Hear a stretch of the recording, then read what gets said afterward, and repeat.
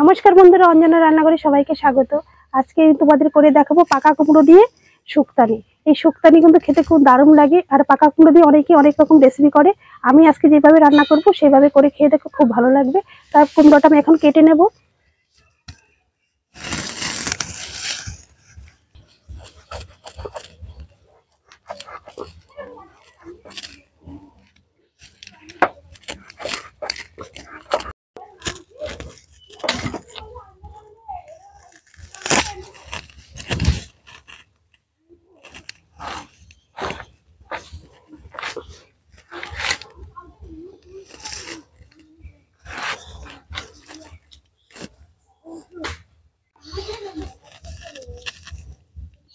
যে এইভাবে পাতলা পাতলা করে কেটে নিতে হবে। এই কুমড়ো কিন্তু কালো জিরে দিয়ে ভাজাও ভালো লাগে, আবার মাছের মাথা দিয়ে ঘন্ট করলেও কিন্তু খুব ভালো লাগে।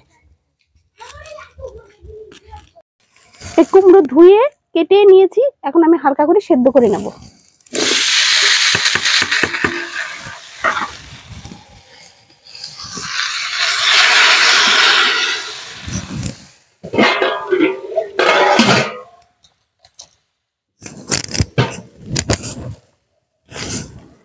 সামান্য একটু নুন দিয়ে দিলাম,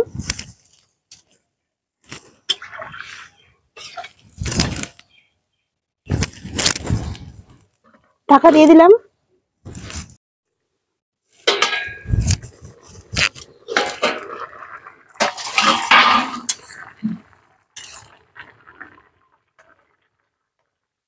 কুমড়োটা সেদ্ধ হয়ে গেছে, এখন নামিয়ে নেব।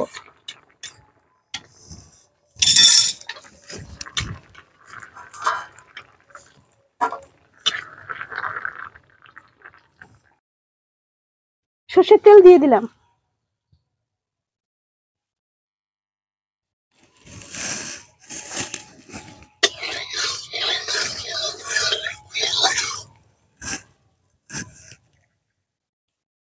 দিয়ে দেবো 3টে শুকনো লঙ্কা।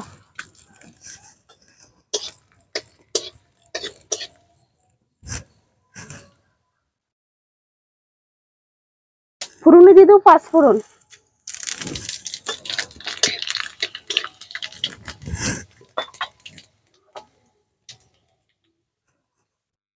দিয়ে দেবো সেদ্ধ করা চাল কুমড়ো।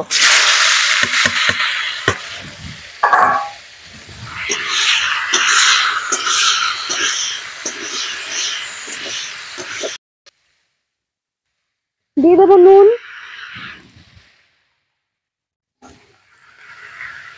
দিয়ে দেবো হলুদ,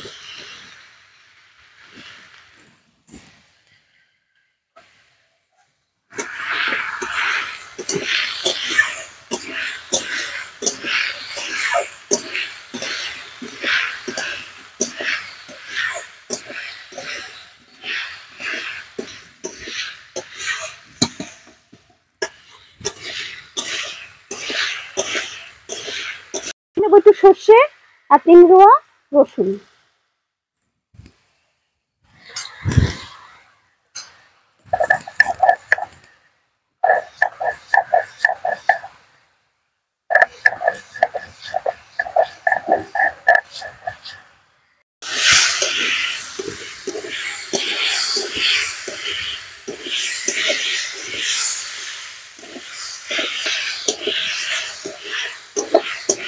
এই কুমড়োটা যত ভালো করে ভাজবে তত কিন্তু খেতে ভালো হবে। যতক্ষণ জল থাকবে ততক্ষণ নেড়ে চেড়ে দিতে হবে। এখন আমি সর্ষে বাটা দিয়ে দেবো।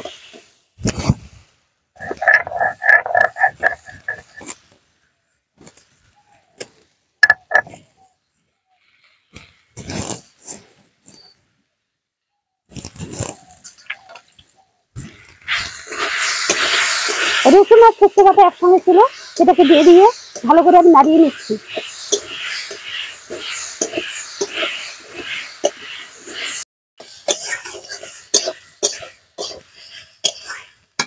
শুক্তনিটা কিন্তু হয়েই গেছে, এখন চিনি দিয়ে নামিয়ে নেব।